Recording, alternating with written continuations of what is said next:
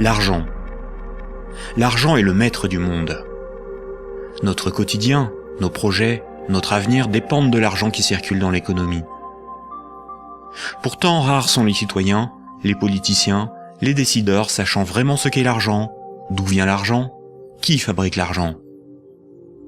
Beaucoup croient que l'argent est fabriqué par l'État, qu'ils ont réellement de l'argent sur leur compte, et que les banques prêtent l'argent de leurs déposants quand elles font crédit.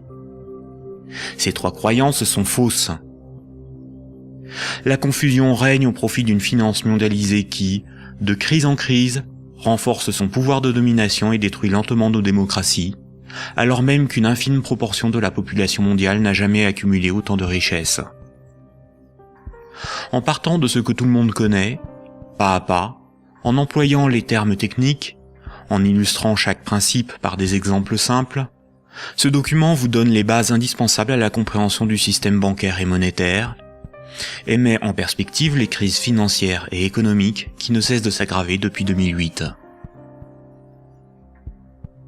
La monnaie est au cœur de nos économies. Elle en est le fluide qui permet les échanges des biens et des services. Les biens, ce sont les objets physiques qui ont un prix, comme de la nourriture, des outils, de l'immobilier, des objets de la vie courante, des véhicules, de l'électronique. Un service, c'est du temps que l'on consacre à réaliser quelque chose contre une rémunération. Les architectes, les médecins, les garagistes, les peintres, les avocats, les comptables vendent de leur temps, sous la forme de services. Les biens et les services sont achetés avec de la monnaie. Savoir qui crée la monnaie est donc indispensable pour comprendre comment le monde fonctionne. La monnaie prend plusieurs formes, qu'il faut bien distinguer. Sans la connaissance des diverses formes de monnaie et les mécanismes qu'elles impliquent, il est impossible de comprendre le système monétaire et bancaire, et plus globalement l'économie. Il y a la monnaie sous la forme de billets et de pièces de monnaie. On l'appelle la monnaie centrale corporelle. C'est celle que vous pouvez retirer au guichet ou au distributeur automatique de billets de votre banque. On peut la toucher, on peut partir avec, on peut physiquement la détruire. On l'appelle aussi monnaie manuelle, liquide ou espèce. Elle est fabriquée par la Banque centrale. En dehors de la Banque centrale, personne n'a le droit de fabriquer des billets et des pièces de monnaie. La Banque centrale est une institution missionnée par l'État, ou les États d'une zone monétaire, pour fabriquer les billets et les pièces de monnaie. Elle a aussi pour mission de favoriser le bon fonctionnement de l'économie. Son but n'est pas de faire des profits, mais d'appliquer la politique monétaire. En France, comme pour l'ensemble des pays de la zone euro, la Banque centrale est la BCE, ou Banque centrale européenne. La BCE gère une monnaie nommée euro. Et puis il y a un autre type de monnaie, beaucoup moins connu. C'est la monnaie qui est sur votre compte en banque, appelée monnaie scripturale. Cette monnaie n'existe que sous la forme de chiffres dans les systèmes informatiques de comptabilité des banques commerciales privées. On l'appelle aussi monnaie secondaire. Les banques commerciales privées, appelées aussi banques de second rang ou banques secondaires, sont les banques des particuliers et des entreprises, comme la BNP, le Crédit Agricole ou la Société Générale. Ce sont des entreprises privées dont le but est le profit. Les banques commerciales privées sont les distributeurs des billets et pièces de monnaie. Ce sont des intermédiaires, des commerçants, qui font le commerce de la monnaie centrale. Elles ont développé un substitut à cette monnaie, qui est la monnaie secondaire ou monnaie scripturale privée. Elles réalisent la gestion des moyens de paiement tels que les chèques, les cartes bancaires, les virements et les prélèvements. Pour comprendre l'origine des différentes formes de monnaie, il faut comprendre pourquoi la monnaie a été créée et parcourir son histoire de l'Antiquité à nos jours.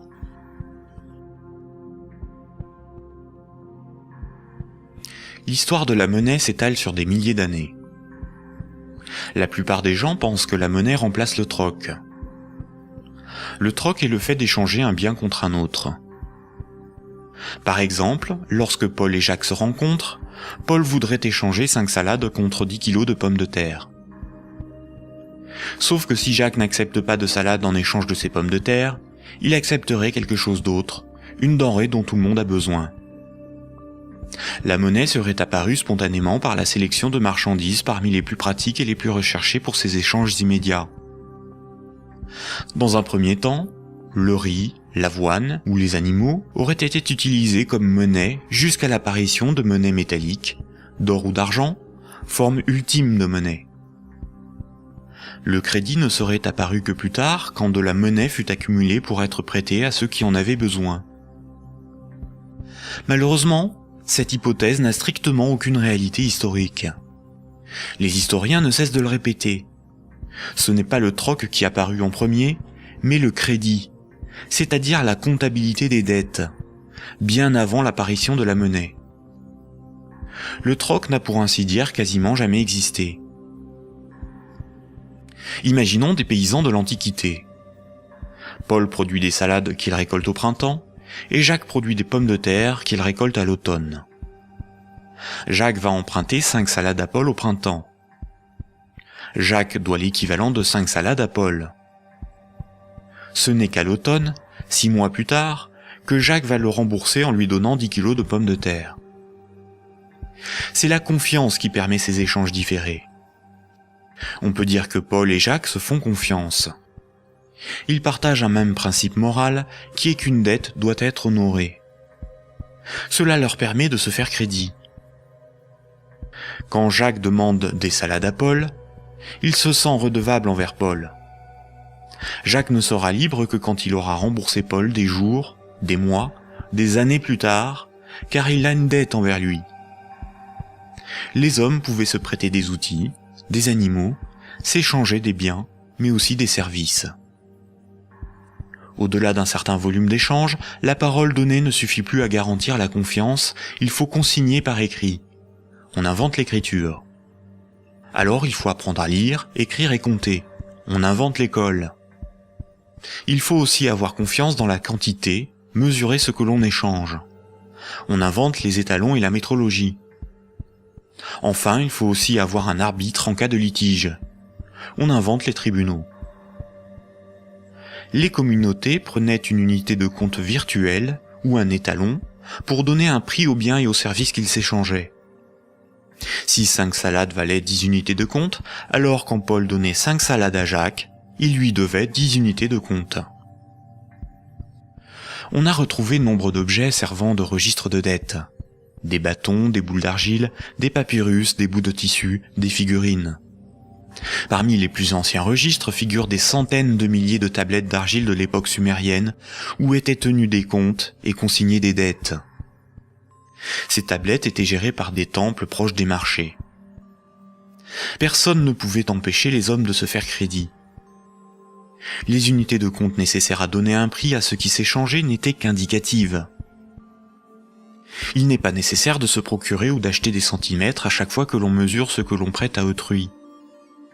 Durant plusieurs milliers d'années, il n'y avait pas de monnaie, juste la comptabilité des dettes des uns et des autres et des communautés entre elles.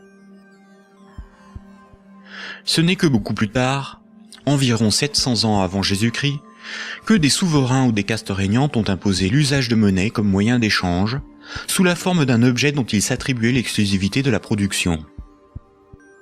Ils émettaient la monnaie, généralement des pièces d'or, d'argent ou de cuivre, payaient leurs soldats avec, et menaient des guerres pour conquérir de nouveaux territoires. Pour se procurer nourriture et équipement, les soldats imposaient par la force aux paysans et aux marchands cette monnaie comme paiement. Le pouvoir récupérait ensuite de cette monnaie lors de la perception des impôts.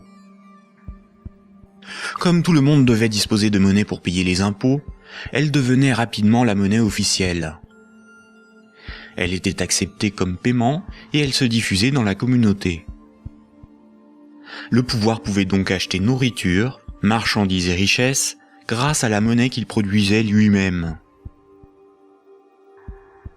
Tant que l'on avait une dette, on n'était pas libre. On risquait de devenir l'esclave de son créancier ou d'être emprisonné si on ne s'acquittait pas de l'impôt. C'est la servitude pour dette. Et c'est pour ça qu'une monnaie employable pour payer une dette ou un impôt a un pouvoir libératoire. La monnaie a donc été créée par des castes régnantes, des souverains, pour extorquer une partie de la production des populations, vivre et s'enrichir sans travailler. C'est par ce principe que des empires se sont bâtis. Historiquement, le troc n'était pratiqué que durant les périodes de chaos et de conflits, lorsque la monnaie venait à manquer. Au Moyen Âge, avec le développement du commerce, les métaux précieux comme l'or ou l'argent étaient devenus une monnaie internationale. Il était risqué de posséder et transporter ces métaux précieux. On risquait de se les faire dérober. À partir du XVIIe siècle, les marchands de Londres et de Stockholm commencèrent à confier la garde de leurs métaux précieux aux orfèvres, les négociants en métaux précieux. En échange, les orfèvres leur donnaient un reçu, un certificat de dépôt nominatif qui permettait à son détenteur de récupérer à tout moment son métal précieux. Lors des retraits, les orfèvres demandaient une petite somme pour le service de stockage rendu. Les boutiques des orfèvres devinrent des coffres fort bien gardés. Puis ces certificats sont devenus non nominatifs. Il était simplement inscrit dessus le poids de métal précieux qu'ils représentaient. Les marchands se mirent à se payer non pas en métal précieux, mais avec ces certificats. La monnaie papier était née. Les orfèvres constataient que les marchands laissaient leurs métaux précieux dans leurs coffres. Ils eurent donc l'idée de prêter ces métaux précieux à d'autres marchands pour développer leur commerce. Mais plutôt que de prêter les métaux précieux entreposés dans leurs coffres, les orfèvres émettaient des certificats papier. Quand les marchands remboursaient leurs dettes, ils rendaient les certificats et versaient un intérêt. Les orfèvres se mirent à imprimer bien plus de certificats que de métaux précieux disponibles dans leurs coffres. Cette pratique leur permit de s'enrichir en multipliant les intérêts perçus. Quand les certificats étaient rendus aux orfèvres, ils étaient détruits. Comme le papier monnaie échangeable contre des métaux précieux était accepté par les marchands comme paiement, les orfèvres pouvaient en imprimer pour leurs propres dépenses et achats. Tant que les emprunteurs et déposants ne venaient pas tous au même moment demander l'échange de leurs certificats contre l'équivalent en métal précieux, leur petit tour de magie pour s'enrichir restait secret. Aujourd'hui, les métaux précieux sont remplacés par la monnaie centrale. Avec l'avènement de la République et de la démocratie, c'est l'appareil législatif qui rédige la loi au nom du peuple, et l'État, la nation, fait fabriquer sa propre monnaie par la Banque centrale. La loi dit que tout citoyen est obligé d'accepter non pas des métaux précieux, mais de la monnaie de l'État comme règlement d'une dette. C'est ce qui donne son cours légal à la monnaie de l'État. Cette monnaie est dite fiduciaire, du latin fiducia, qui veut dire confiance. Sa valeur est liée à l'assurance qu'on peut échanger des biens et services avec cette monnaie. Rappelez-vous, quand un marchand déposait des métaux précieux chez l'orfèvre, il lui donnait l'équivalent en certificat de dépôt. Plus tard, le marchand pouvait retourner chez l'orfèvre et récupérer ses métaux précieux contre ses certificats. Aujourd'hui, quand le client d'une banque dépose des billets sur son compte, la banque le crédite.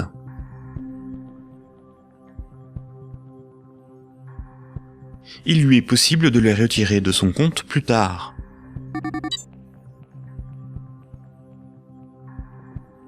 La monnaie secondaire, ou monnaie scripturale privée, est l'équivalent des certificats de dépôt des orfèvres. Tout comme le certificat de l'orfèvre est une reconnaissance de dette de l'orfèvre envers le marchand, un compte bancaire est une dette en monnaie centrale de la banque envers son client.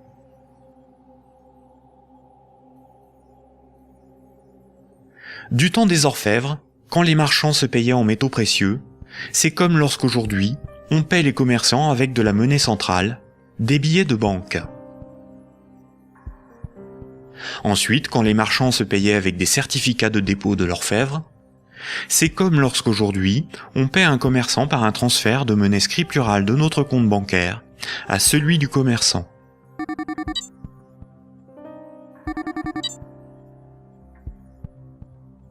Rappelez-vous aussi que quand l'orfèvre faisait crédit, qu'il prêtait des métaux précieux, il émettait bien plus de certificats de dépôt que de métaux précieux disponibles dans ses coffres. Quand les marchands le remboursaient, il détruisait ces certificats. C'est la même chose aujourd'hui avec la monnaie scripturale privée. Quand une banque accorde un crédit, elle crée de la monnaie scripturale sur un compte à partir de rien. Et elle en crée bien plus qu'elle ne dispose de monnaie centrale dans ses coffres. Et quand son client rembourse son crédit, elle détruit la monnaie scripturale. C'est ce qu'on appelle la création monétaire et la destruction monétaire.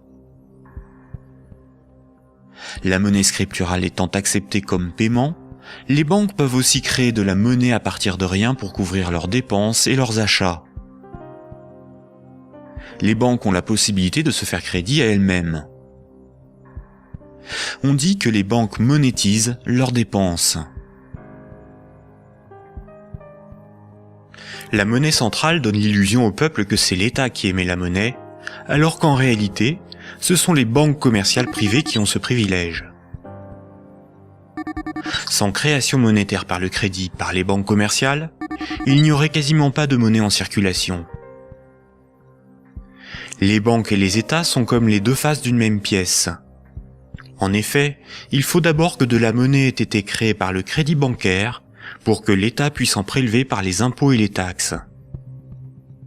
Et les banques ont besoin des États pour établir une législation protégeant ce privilège et faire appliquer cette législation par la justice et les forces de l'ordre.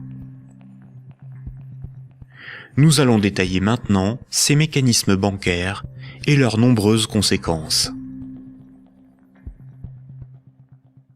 Tout le monde a un compte en banque. C'est plus sûr et c'est plus simple que d'avoir chez soi une caisse remplie de billets de banque. Beaucoup de gens s'imaginent qu'un compte en banque est une boîte dans laquelle sont rangés des billets de banque. En réalité, la banque a une réserve unique de billets de banque et les comptes en banque n'ont aucune réalité physique. Ce sont juste des chiffres dans la comptabilité de la banque commerciale, ce sont des unités de compte. Lorsque vous allez au distributeur de billets, votre banque prend dans son stock de billets le montant que vous voulez retirer sur votre compte et vous les donne. Elle retranche ce montant à votre compte.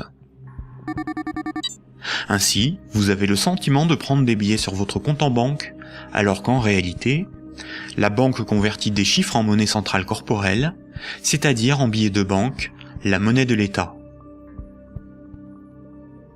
À l'inverse, quand vous déposez des billets sur votre compte, la banque les prend et les met dans son stock de billets et augmente le chiffre de votre compte. Votre compte ne représente pas un petit tas de billets de banque, mais seulement un chiffre dans un ordinateur. Vous ne retirez que très rarement l'ensemble de ce qui est sur votre compte.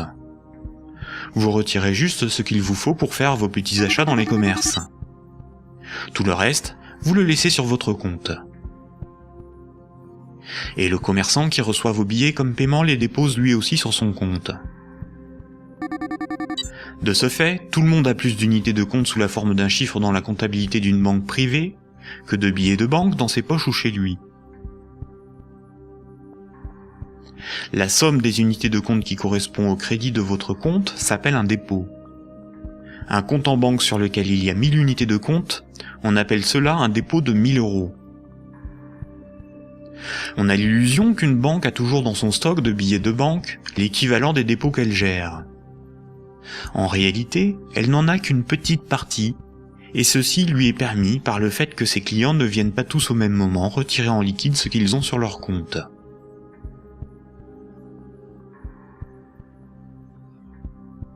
En Europe, la monnaie centrale est la monnaie qui a cours légal. C'est la monnaie officielle des États de la zone euro, dont l'État français. C'est la monnaie exigée par l'État pour le paiement des impôts et des taxes. La loi oblige les citoyens à accepter les billets de banque comme moyen de paiement, et elle sanctionne sévèrement ceux qui fabriquent de faux billets. En revanche, la monnaie inscrite au crédit d'un compte bancaire n'est qu'une reconnaissance de dette de la banque envers le détenteur du compte. Rien de plus. La loi impose aux banques commerciales privées de convertir ces unités de compte en billets de banque à votre demande. C'est pour cette raison que les banques commerciales appellent ces chiffres des euros. Les chiffres inscrits sur votre relevé de compte sont appelés euros, alors qu'en réalité, ce ne sont pas des euros. Ces unités de compte sont converties en euros au moment où vous les retirez de votre compte. Votre banque vous doit bien des euros, et c'est pour cette raison qu'il est marqué euros sur votre relevé de compte. Ces unités de compte sont tolérées par la loi comme moyen de paiement. Quand vous payez au moyen d'un chèque bancaire, d'une carte bleue ou d'un virement, vous réalisez un simple transfert d'un chiffre de votre compte à un autre. Tout ce qui sert de moyen de paiement est une monnaie. C'est pour cette raison que ces unités de compte sont appelées monnaie scripturale, monnaie secondaire ou monnaie scripturale privée. On peut dire que chaque banque a sa propre monnaie, car chaque banque a sa propre comptabilité, gère ses propres chiffres, ses propres unités de compte. Toutes les monnaies privées sont convertibles en monnaie centrale corporelle. Elles ont toutes la même valeur. Mais la monnaie scripturale d'une banque commerciale privée n'est garantie que par la banque elle-même. Une banque commerciale étant une entreprise comme une autre, elle peut faire faillite. Si elle fait faillite, elle ne peut plus garantir sa monnaie privée, et par conséquent les montants des comptes bancaires de ses clients. Les unités de compte sur les comptes bancaires peuvent tout simplement disparaître. Imaginons que vous ayez 10 000 euros en billets de banque, c'est-à-dire en monnaie centrale corporelle, en monnaie de l'État. Vous avez confiance dans sa valeur, car vous avez confiance en l'État. Vous prenez ces 10 000 euros et vous les déposez sur un compte au Crédit Agricole. En réalité, vous donnez cet argent à la banque qui les met dans son petit stock de billets et crédite votre compte. Le chiffre sur votre compte n'est qu'une reconnaissance de dette de 10 000 euros. Ce sont des unités de compte privées, car la banque est maintenant propriétaire des 10 000 euros que vous lui avez donnés, et qu'elle va probablement mettre dans un distributeur de billets pour que d'autres clients puissent retirer du liquide. La loi dit simplement qu'à votre demande, à tout moment, la banque est tenue de convertir les 10 000 unités de compte en billets de banque. Et ce que vous ne savez pas, c'est que la banque n'a qu'une petite partie des montants des comptes de ses clients sous la forme de billets de banque. Gardez à l'esprit que moins de 7% de la totalité de la monnaie en circulation est sous la forme de billets et de pièces de monnaie qui ont cours légal. Ce que vous avez sur votre compte, ce n'est qu'une promesse de remboursement en euros, et non de véritables euros.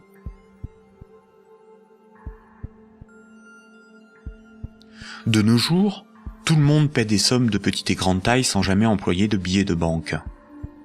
La carte bancaire, la carte de crédit, les chèques bancaires, les prélèvements automatiques et les virements forment l'essentiel des procédés de paiement. Quand un client d'une banque veut transférer de l'argent à un autre client de la même banque pour le payer, que ce soit des entreprises ou des particuliers, la banque ne réalise qu'une manipulation de chiffres. Elle retranche au compte du client la somme à verser et l'ajoute au compte du destinataire. Aucun billet de banque n'est intervenu dans la transaction, et pourtant, les deux clients, en interrogeant leur banque, constatent bien qu'un transfert a été effectué. En revanche, quand un transfert doit être effectué entre les comptes bancaires de deux banques commerciales distinctes et concurrentes, la monnaie centrale intervient. Toutes les banques commerciales privées ont un compte à la banque centrale. Aucun particulier ni aucune entreprise ne peut avoir un compte à la banque centrale. Seules les banques commerciales et le trésor public, c'est-à-dire l'État, ont un compte à la banque centrale.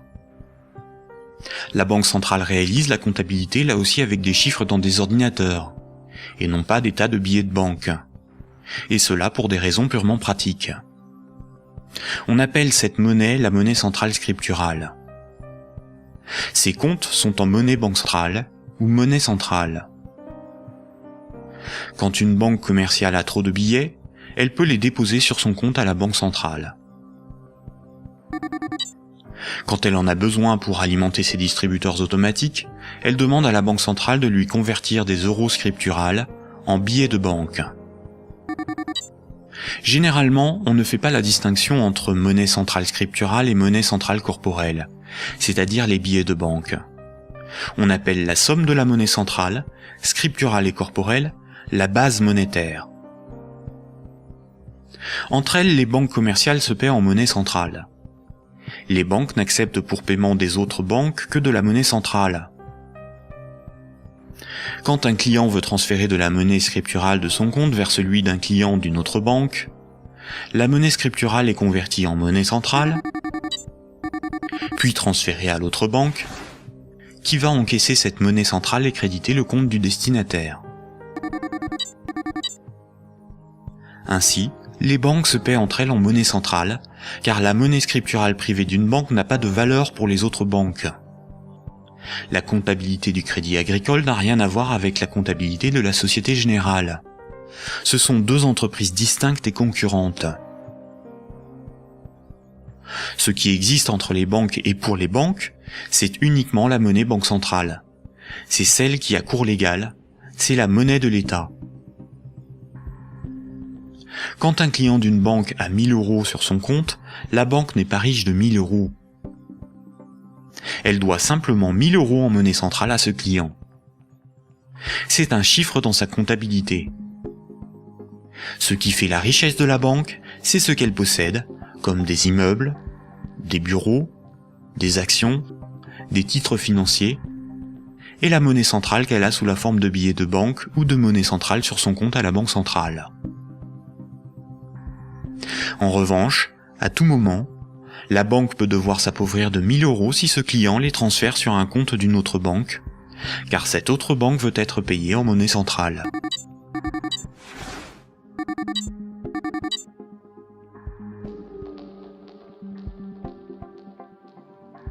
Les banques ne réalisent pas leur paiement en banque centrale à chaque fois qu'un transfert est réalisé.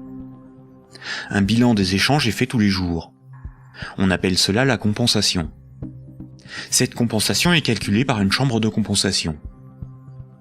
Une chambre de compensation gère un système informatique enregistrant un très grand nombre de comptes en banque et de transactions, afin de faire le bilan des échanges entre les organismes financiers, dont les banques. La chambre de compensation la plus connue est Clearstream, à cause de l'affaire politico-financière qui porte son nom. Imaginons deux banques. Un client de la première banque paie 10 euros à un client de la seconde. Un client de la seconde paie 15 euros à un client de la première. À la fin de la journée, la compensation calcule un différentiel de 5 euros au profit de la première banque. Le paiement peut se faire directement par virement entre leurs comptes à la banque centrale. Quand une banque voit son compte débité à cause d'une compensation ou par un retrait au guichet par un client, on appelle cela une fuite. Elle s'appauvrit, car sa monnaie centrale fait partie de ses richesses. Imaginons une banque qui a 4 déposants qui ont chacun 25 000 unités de compte. On peut dire que la banque doit 100 000 euros à ses clients. Imaginons que cette banque a 10 000 euros sur son compte à la banque centrale. La banque est incapable de couvrir la fuite du montant total des comptes de ses clients. Elle est potentiellement en faillite, car 90 000 unités de compte de ses clients ne sont pas couverts par de la monnaie centrale. Seuls 10 000 euros en billets peuvent être versés à l'ensemble de ses clients. C'est le principe de la couverture partielle des dépôts, appelé système à réserve fractionnaire. Si la totalité de ses clients viennent tous au même moment pour retirer leur argent, la banque fait immédiatement faillite. Quand tous les clients d'une banque viennent retirer tout leur argent, c'est ce que l'on appelle un bank run. Face à cette situation, les autorités ont mis en place un fonds en monnaie centrale en cas de faillite bancaire, le fonds de garantie des dépôts bancaires. En France, ce fonds se porte officiellement garant de 100 000 euros maximum par compte bancaire. Malheureusement, La plupart des grandes banques gèrent des dépôts bien supérieurs à ce qu'il y a dans ce fonds. Le fonds est d'environ 2 milliards d'euros, alors que les banques françaises gèrent près de 1000 fois plus de dépôts en monnaie scripturale. Par conséquent, la faillite de quelques grandes banques du monde provoquerait la disparition d'une partie des dépôts bancaires de leurs clients.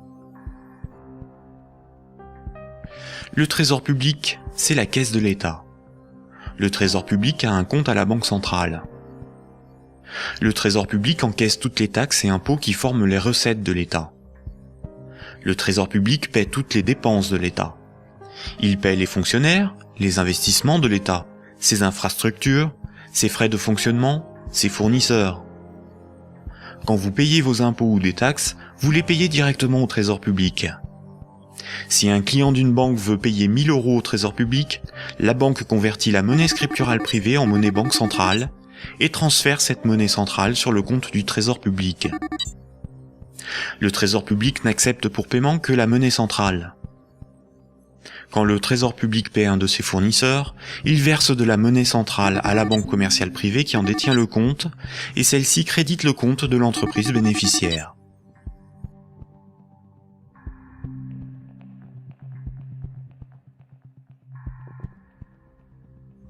Récapitulons. Le système monétaire est basé sur deux espaces monétaires distincts et isolés. L'espace de la monnaie centrale et l'espace de la monnaie scripturale privée. La monnaie centrale, c'est la monnaie de l'État. La monnaie centrale sert aux banques et au Trésor public pour se payer. La monnaie scripturale privée, ou monnaie secondaire, c'est la monnaie gérée par les banques commerciales privées. Les particuliers et les entreprises utilisent principalement cette monnaie. Quand un citoyen reçoit son salaire, c'est par transfert de monnaie scripturale privée. Sur son relevé de compte, il voit marqué euros, alors que ces euros n'existent pas. Le chiffre au crédit de son compte est une promesse de remboursement en euros. Or, si une banque fait faillite, elle ne peut plus honorer sa promesse vis-à-vis de ses clients. En France, les deux premières banques gèrent plus de la moitié des dépôts bancaires. Aucun gouvernement ne permettra à une grande banque de faire faillite, car des millions de citoyens et d'entreprises perdraient une partie de leur argent. Ce serait une catastrophe sociale que l'ensemble de la société devrait compenser par l'appauvrissement général de la population. Toute entreprise peut faire faillite si elle est mal gérée, même les plus importantes. Mais cette règle ne s'applique pas aux grandes banques. Les gouvernements les sauvent en taxant l'ensemble des citoyens si nécessaire. Voici ce qu'en pense Frédéric Lordon, économiste, directeur de recherche au CNRS et chercheur au Centre de sociologie européenne. Frédéric Lordon, vous êtes plus radical ? J'en ai peur. C'est-à-dire, il me semble que derrière toutes les argumentations techniques du monde, il y a une question préjudicielle qui est une question de principe. Alors je voudrais repartir des sauvetages de 2008-2009, parce qu'il me semble que celui qui se profile va avoir à peu près les mêmes propriétés.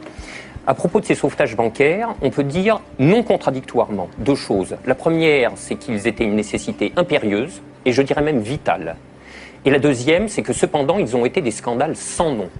Des scandales sans nom. Alors pourquoi ça a été un scandale? Les gens le savent, alors ils sont un peu plus qu'échauffés, hein, je vous assure. On a sauvé les banques, on a sauvé la finance sans la moindre contrepartie, pas le plus petit commencement de réglementation d'activité financière ou de transformation des structures bancaires. Donc, si vous me passez l'expression, le corps social en a gros. Mais pour autant, il était une nécessité impérieuse de les sauver, pour une raison extrêmement simple, c'est que il faut que les gens essayent de se figurer l'ampleur des dévastations économiques et sociales qui suivent de la matérialisation d'un risque systémique. C'est dans le cadre de cette hypothèse que je me situe. On pourra peut-être y revenir tout à l'heure. C'est-à-dire l'effondrement total de toutes les banques.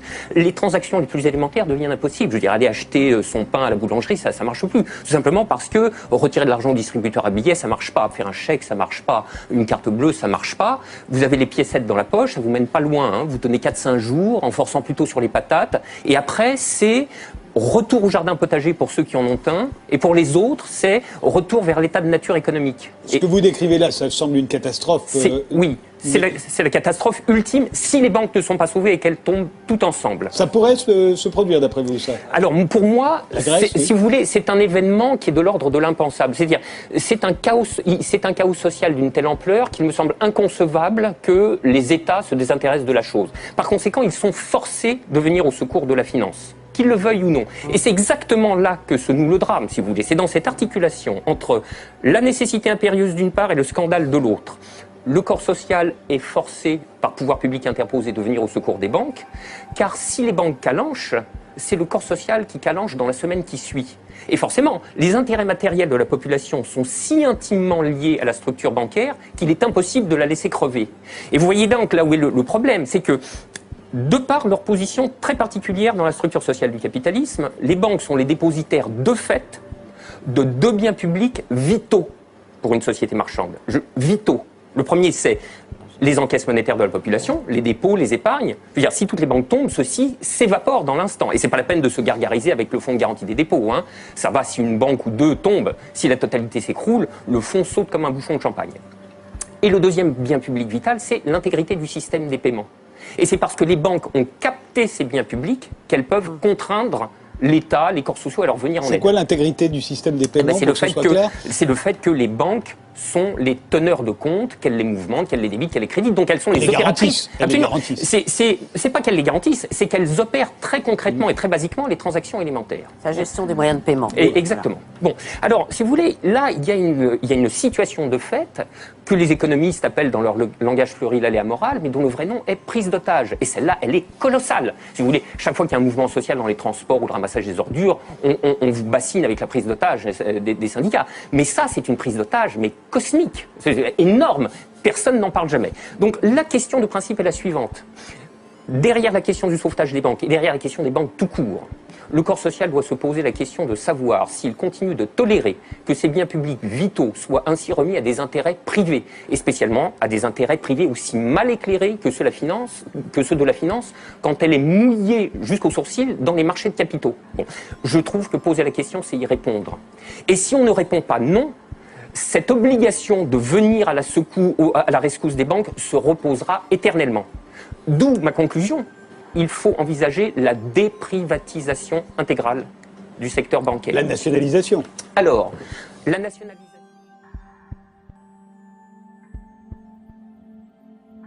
On constate que quand les dirigeants et actionnaires des grandes banques touchent des bénéfices, ceux-ci s'enrichissent. Mais quand les grandes banques sont en difficulté, ce sont les États, c'est-à-dire l'ensemble des citoyens, qui les sauvent. Cela résume l'adage désormais bien connu: les banques privatisent leurs gains et socialisent leurs pertes.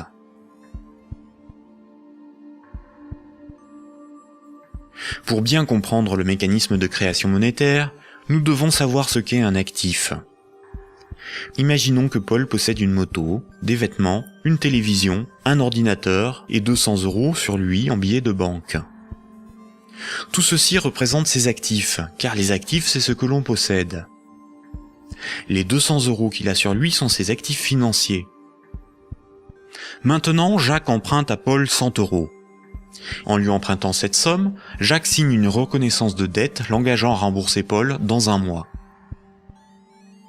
Les actifs financiers de Paul restent de 200 €, car il possède encore 100 € en billets, ainsi que la reconnaissance de dette de Jacques d'une valeur de 100 €. Cette reconnaissance de dette va à ses actifs, car il s'agit de quelque chose qu'il possède. Paul a ce qu'on appelle une créance sur Jacques. Jacques est débiteur de Paul. En cas de litige, si Jacques ne rembourse pas Paul, la justice pourra intervenir pour forcer Jacques à respecter ce contrat. Elle pourra alors le forcer à vendre un de ses actifs matériels pour rembourser Paul, comme sa télévision s'il en a une. Généralement, la comptabilité d'une entreprise ou d'une banque est synthétisée sous la forme d'un bilan. Un bilan comptable est une synthèse permettant de représenter ce que l'entreprise possède, ses actifs, et ce qui lui appartient pas ou ce qu'elle doit, son passif. La différence entre son actif et son passif représente son résultat. On peut aussi l'appliquer à un particulier. Voici à quoi ressemblerait le bilan de Paul. Dans les actifs de Paul figurent ses actifs financiers, constitués de ses billets de banque et de la dette de Jacques, ainsi que ses actifs matériels, constitués de sa télévision, son ordinateur, sa moto, dont la valeur de revente à date est estimée de 1 000 €. Pour notre démonstration, nous ne garderons que les actifs financiers. Son bilan financier est positif de 200 €. Le bilan de Jacques, qui n'avait aucun actif, est celui-ci. Jacques possède 100 € en billets, mais doit aussi 100 € à Paul. Le passif, c'est ce qu'on doit. Son bilan est donc nul, car son passif annule son actif. Donc un actif est quelque chose qui a une valeur financière que l'on peut inscrire dans un bilan. S'il est à l'actif du bilan, c'est quelque chose que l'on possède. S'il est au passif du bilan, c'est quelque chose qui ne nous appartient pas et que l'on doit à quelqu'un d'autre. Imaginons maintenant que Nicolas, qui a 300 € en billets de banque, propose à Paul de lui racheter sa créance sur Jacques. Il va donc pour cela lui donner 100 € et modifier le bénéficiaire du contrat de sorte que Jacques doive maintenant la somme non plus à Paul, mais à Nicolas. Voici à quoi ressemblerait le bilan de Paul. On constate que Paul a retrouvé ses 200 € en billets de banque. Son bilan financier est positif de 200 €. Le bilan de Jacques, qui n'avait aucun actif, n'a pas changé. Son bilan est toujours nul. Le bilan de Nicolas, qui avait 300 € d'actifs, est maintenant celui-ci. Il reste à Nicolas 200 € en billets de banque et la reconnaissance de dette de Jacques, qui a une valeur, à terme, de 100 €. Le bilan de Nicolas est positif de 300 €. Lorsque Jacques devait 100 € à Paul, Paul prenait le risque que Jacques ne le rembourse pas. Quand Paul a vendu la reconnaissance de dette à Nicolas, c'est Nicolas qui prend le risque de n'être pas remboursé par Jacques. C'est un transfert de risque sur une créance. Si Jacques ne rembourse pas sa dette, le bilan de Nicolas peut perdre jusqu'à 100 €. On dit alors que Jacques fait défaut sur tout ou partie de sa dette. Nicolas perdrait 100 € sur son bilan, correspondant à la créance que Jacques n'a pas honorée. Nous voyons donc qu'une créance peut être un actif et peut être revendue au même titre qu'une moto ou des vêtements. Les actifs matériels ont une valeur estimative. Certains actifs matériels perdent de leur valeur avec le temps. C'est le cas d'un ordinateur ou d'une moto. Ils ne peuvent pas facilement être employés pour régler des dettes. En revanche, les actifs financiers ont une valeur connue. La créance sur Jacques ou les billets de banque ont des valeurs fixes. Le bilan d'une banque se présente comme le bilan de n'importe quelle entreprise. La banque a des actifs qui sont ses richesses, ce qu'elle possède, et un passif qui représente ce qui ne lui appartient pas, ses dettes. Nous avons vu que le crédit d'un compte bancaire d'un client est une dette de la banque envers celui-ci. Les dépôts correspondant au compte bancaire de ses clients sont donc enregistrés au passif de son bilan. Si on lit ce bilan, on comprend que la banque doit au total 600 € à ses clients. Imaginons qu'un de ses clients, Paul, a un dépôt de 100 unités de compte. Voici le bilan de la banque. Elle doit 100 € à Paul, ce qui correspond au dépôt que Paul a réalisé sur son compte. Ce compte en banque est dit à vue, c'est-à-dire que Paul peut tout de suite utiliser ses unités de compte pour un paiement. Paul souhaite emprunter 1 000 € à sa banque. La banque établit le contrat de prêt qu'elle lui fait signer. Ce contrat l'engage à rembourser la banque selon un échéancier précis. Paul devra rembourser les 1 000 € empruntés, appelés capital du crédit, plus 50 € d'intérêt. Pour créditer le compte de Paul, la banque ne prend pas les dépôts d'autres clients pour lui donner. Elle augmente simplement le chiffre inscrit sur son compte bancaire. Elle crée des unités de compte à partir de rien. La banque ne doit plus 100 € à Paul, mais 1 100 €. Le contrat de prêt de Paul apparaît sur son bilan comme quelque chose qu'elle possède. Cette créance sur Paul est à son actif. Les comptes des autres clients n'ont rien à voir avec cette opération. On dit que la banque a monétisé la créance sur Paul. Elle a transformé cette créance en moyen de paiement sous la forme de monnaie scripturale privée ajoutée au compte de Paul. On appelle cette opération d'augmentation des dépôts par simple jeu d'écriture la création monétaire. On parle de création monétaire ex nihilo, ce qui veut dire à partir de rien. Enfin, quand Paul va rembourser le crédit, la banque va annuler des unités de compte chaque mois, selon l'échéancier du crédit, directement sur le compte de Paul. Cette annulation est appelée destruction monétaire. Elle diminue la somme qu'elle lui doit.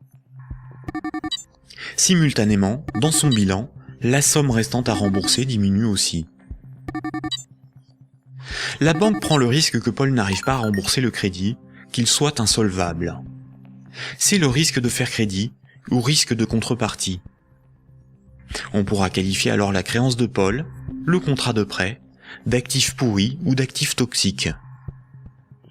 Cette opération de création de moyens de paiement artificiels, tout comme sa destruction progressive lors du remboursement, est difficilement compréhensible pour la plupart des gens, y compris pour ceux qui travaillent dans les banques, même à haut niveau. Il est pourtant évident que quand une banque accorde un prêt, aucun de ses clients ne voit son compte diminuer ne serait-ce que d'1 €. Ce mécanisme est très mal compris et les médias perpétuent, par ignorance, le mensonge selon lequel les banques doivent collecter des dépôts pour pouvoir prêter de l'argent. Pourtant, ce mécanisme est parfaitement décrit dans les manuels d'économie. Vous pouvez par exemple télécharger un petit fascicule intitulé « La monnaie et nous », édité par la Banque de France en 2009, expliquant la création monétaire par les banques commerciales privées.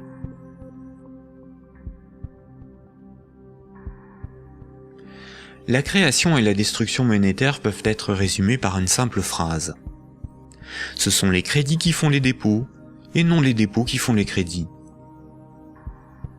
Cette phrase permet de se rappeler que la totalité de la monnaie en circulation sur nos comptes en banque ou dans nos poches est créée par le crédit bancaire. Quand une banque accorde un crédit à un de ses clients, elle crée de la monnaie scripturale privée en augmentant le solde du compte de celui-ci. Elle ne crée pas des euros, mais des unités de compte convertibles en euros. Plus il y a de crédits accordés par les banques, plus il y a de dépôts, de billets et de pièces de monnaie. La totalité de la monnaie en circulation dans l'économie représente ce qu'il reste à rembourser des crédits contractés. Quand Paul achète une automobile à crédit, il paie tout de suite le vendeur avec la monnaie créée. 2 jours plus tard, le vendeur achète une télévision, des livres et un ordinateur. Les vendeurs de la télévision, des livres et de l'ordinateur vont eux aussi réaliser des achats. Paul n'a pas commencé à rembourser son crédit que la monnaie circule déjà dans l'économie. Le nombre de fois dans une année qu'une unité de compte va servir de paiement est appelé vitesse de circulation de la monnaie ou vélocité de la monnaie. 100 unités de compte échangées 10 fois pour des paiements représente 1 000 € de paiement. L'argent qui circule de compte en compte est donc en réalité une dette qui circule. Les billets et pièces de monnaie en circulation sont une conversion de monnaie scripturale privée créée lors des crédits. Chaque unité de monnaie scripturale sur nos comptes bancaires et chaque billet ou pièce de monnaie dans nos poches a été créé lorsqu'un particulier, une entreprise ou un État a emprunté de l'argent à une banque. Une banque peut aussi créer des unités de compte pour ses propres dépenses. Pour cela, une banque ouvre un compte pour chacun de ses salariés ou fournisseurs. Ensuite, elle crée des unités de compte à partir de rien sur ses comptes. C'est comme cela que les banques assument leurs charges ou réalisent des investissements. On dit que la banque monétise ses frais de fonctionnement ou ses achats. Quand elle paie un employé ou un fournisseur par création monétaire, la banque ne fait rien de plus que de se créer une nouvelle dette envers celui-ci.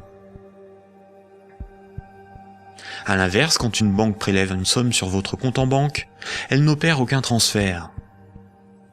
Quand elle prélève des frais bancaires ou simplement les mensualités de remboursement d'un crédit bancaire, elle détruit de la monnaie. Ainsi, votre banque vous doit moins d'argent.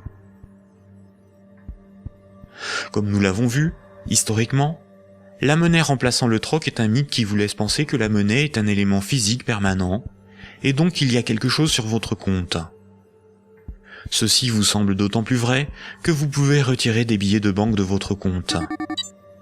Les médias vous font croire qu'une banque doit amasser de la monnaie avant de pouvoir en prêter. Mais en réalité, les banques ne prêtent pas l'argent des autres clients, puisque ce sont elles qui le fabriquent lors des crédits et qui le détruisent lors du remboursement des crédits. Un crédit n'est en rien un prêt ou un emprunt. Il s'agit en réalité d'une création monétaire temporaire ou d'une location de moyens de paiement. Récapitulons. La monnaie scripturale privée est créée par les crédits, à partir de rien. Cette monnaie est détruite lors du remboursement des crédits.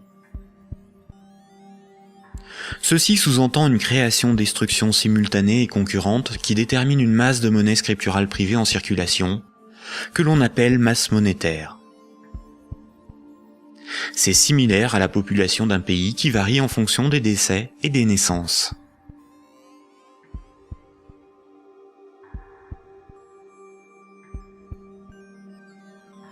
Trois citoyens et un banquier échouent sur une île déserte au beau milieu de l'océan.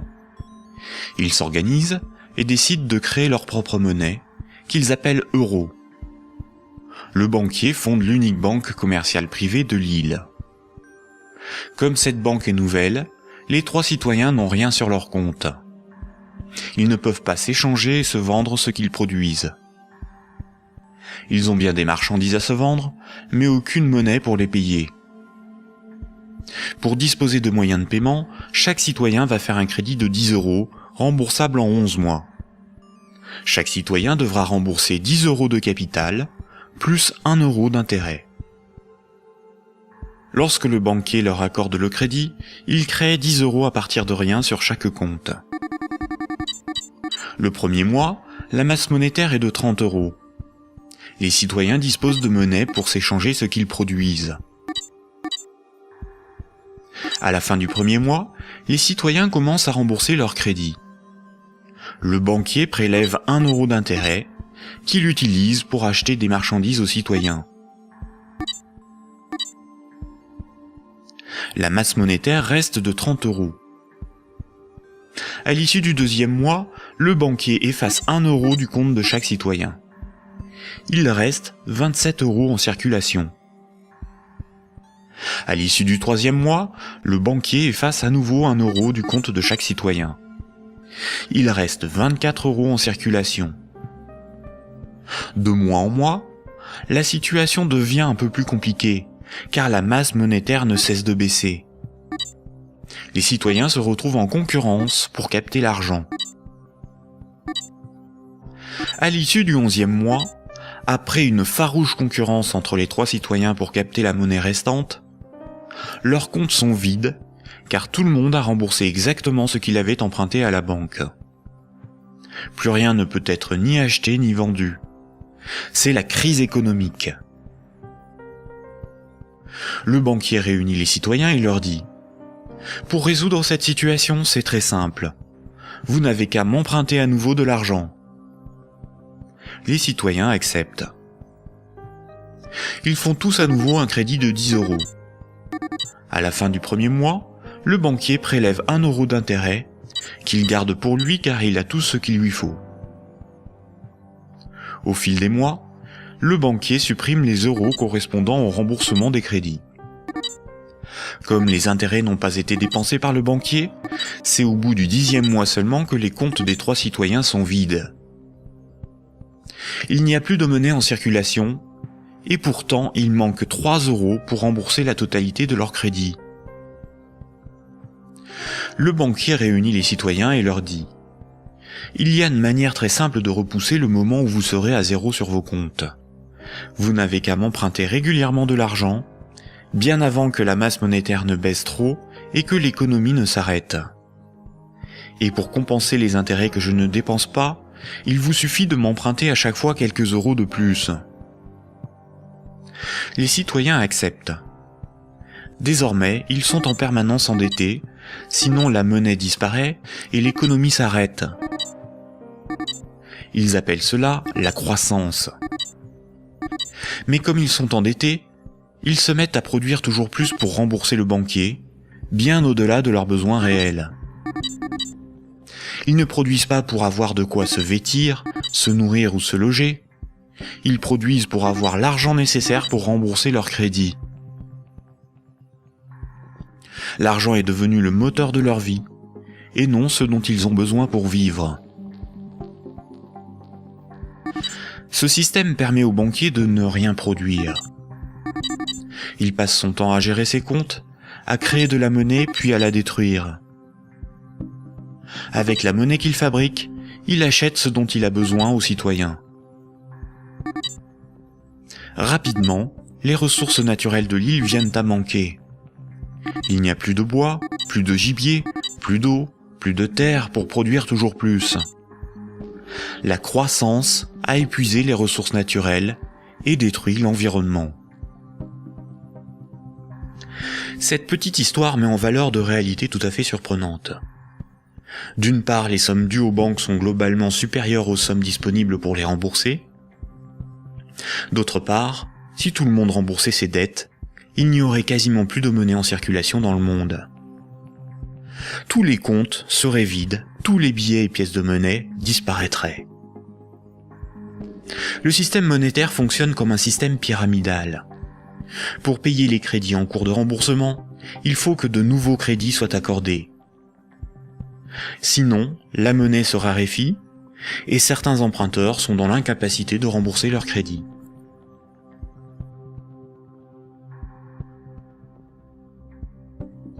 Pour les citoyens et les entreprises, la monnaie s'achète comme toute autre marchandise. Les banques louent la monnaie qu'elles fabriquent, et le prix de cette location est de la monnaie supplémentaire qu'elles sont les seules à fabriquer. Observons l'évolution de la masse monétaire dans la zone euro. Ce qui apparaît tout de suite, c'est son évolution exponentielle. La masse monétaire est composée de ce qu'on appelle des agrégats monétaires, nommés M1, M2 et M3. En orange, c'est la monnaie circulante. C'est la monnaie qui est sur les comptes à vue, utilisée pour des paiements, ainsi que la monnaie sous la forme de billets et de pièces de monnaie. Les comptes à vue servent à l'économie réelle. C'est là que sont versés les salaires, réalisés les paiements avec les cartes bancaires, les chèques, les virements, pour les échanges de biens et de services. C'est la monnaie qui sert l'économie réelle. En vert, ce sont les dépôts dits à terme, ou comptes à terme. Ce sont des comptes d'épargne rémunérés, des comptes à préavis, des livrets comme le livret A, certains placements financiers, où une partie de la monnaie scripturale est bloquée par les particuliers pour un certain temps. C'est de l'argent qui fait un peu d'argent. En violet, ce sont les placements à long terme, plutôt destinés aux entreprises. Les comptes à terme et les placements bloquent la monnaie. Cette monnaie n'est plus disponible pour réaliser des paiements, elle ne sert plus l'économie réelle. La masse de la monnaie qui circule, en orange, diminue quand les crédits sont remboursés par destruction monétaire. Elle diminue aussi quand de la monnaie est épargnée et passe d'un compte à vue à un compte à terme rémunéré, ou qu'elle est bloquée dans des placements à long terme. Par ailleurs, les banques ou des organismes spécialisés comme Sofinco ou CTLM proposent de prêter de la monnaie scripturale privée existante contre intérêt. Ce sont de véritables prêts de dépôt bancaire, sans création monétaire. Ils représentent environ 40% des prêts de monnaie. L'industrie financière permet ainsi à de riches épargnants de ne plus travailler du tout. Ces épargnants peuvent ponctionner sur la masse monétaire circulante de la monnaie que les moins riches et les entreprises produisent par le crédit. Leur capital augmente progressivement en capturant de la monnaie créée par le crédit. La baisse de la masse monétaire circulante oblige les particuliers et les entreprises à emprunter perpétuellement pour la compenser. Quand un client d'une banque obtient un crédit, la nouvelle monnaie se retrouve sur un compte à vue. Elle est dépensée pour des achats et va voyager de compte en compte au fil des paiements, jusqu'au moment où elle servira au remboursement d'un crédit et sera détruite. Si la destruction monétaire est plus importante que la création monétaire, il s'ensuit une contraction de la masse monétaire.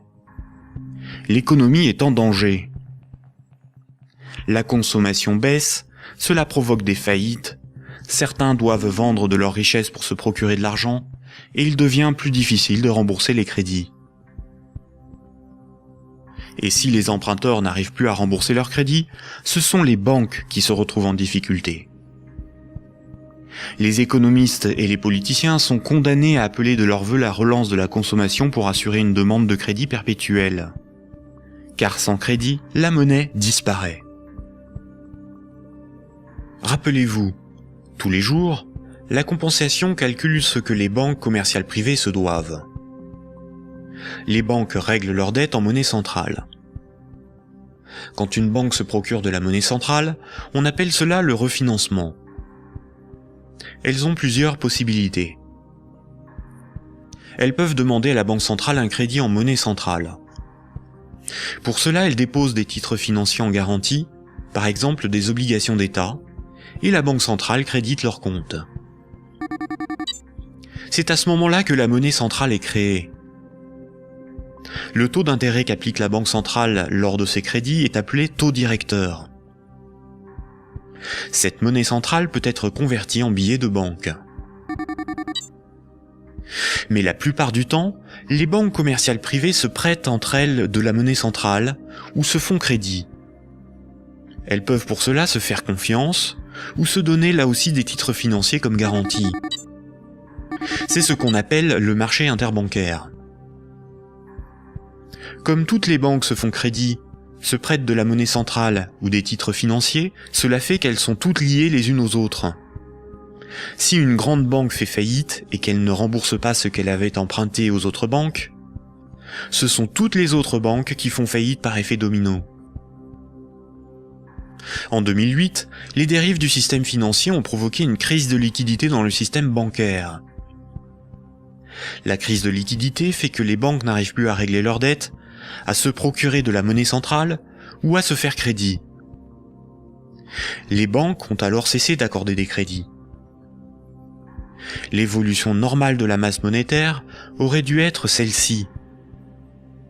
Malheureusement, la crise bancaire a stoppé la progression de la masse monétaire et s'est transformée en crise économique. Les États ont dû sauver les banques de la faillite.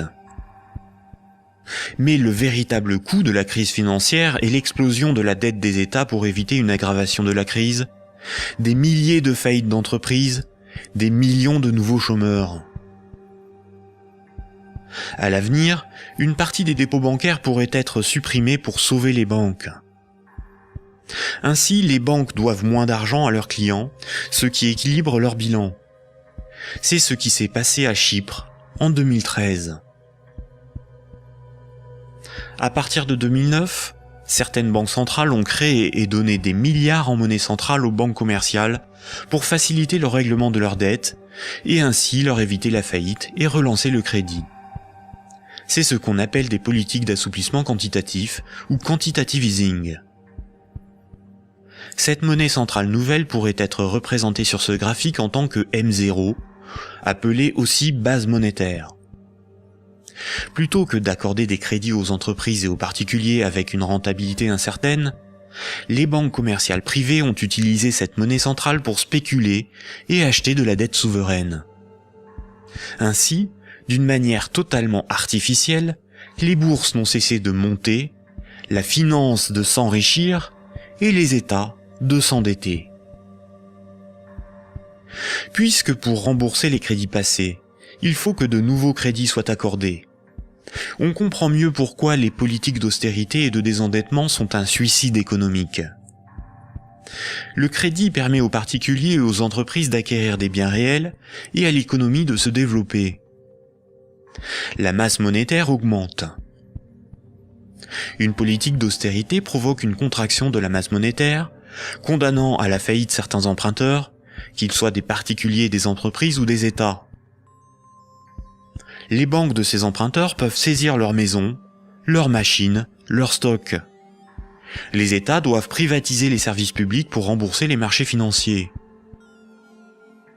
La baisse de la masse monétaire provoque la rareté de la monnaie, et cette rareté provoque in fine des transferts de richesses réelles des débiteurs vers la minorité des créanciers, notamment les banques.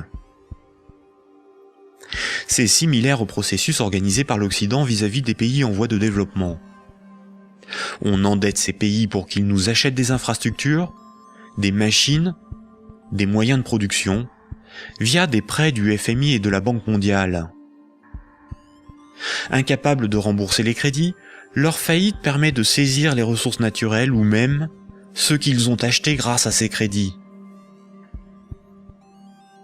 Le PIB d'un pays, c'est approximativement la somme des revenus dans ce pays en une année.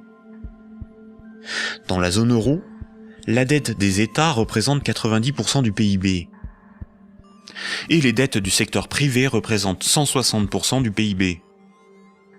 En d'autres termes, pour rembourser toutes les dettes, il nous faudrait travailler 2 ans et demi en donnant tous nos revenus aux banques et aux marchés financiers.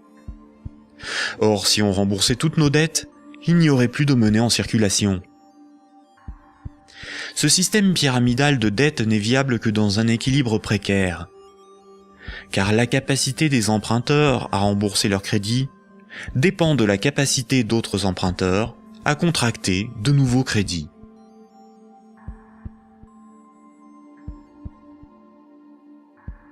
La fructification du capital, ou ce qu'on appelle l'usure, est le fait de toucher des intérêts sur de l'argent que l'on a et que l'on prête. Imaginons un pays où 10 citoyens ont tous 10 euros. Si l'un d'eux prête ces 10 euros avec 10% d'intérêt, il va lui être remboursé 11 euros. S'il le fait 10 fois, les autres citoyens de ce pays auront perdu chacun 1 euro. S'il le fait 90 fois, il possédera les 9/10 des richesses du pays sans avoir travaillé. C'est son capital qui travaille, pas lui. C'est déjà une situation moralement difficile à justifier. Si l'usure permet aux riches de concentrer de la monnaie, les banques ont le privilège de la création de cette monnaie. Quand une banque veut acheter un immeuble, elle crée la monnaie nécessaire à l'acheter.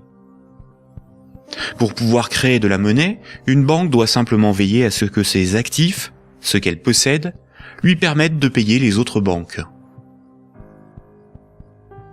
Si les banques peuvent créer de la monnaie à partir de rien pour leurs achats, les entreprises, les particuliers et les États doivent d'abord en épargner, ou bien demander à une banque de lui en louer par un crédit.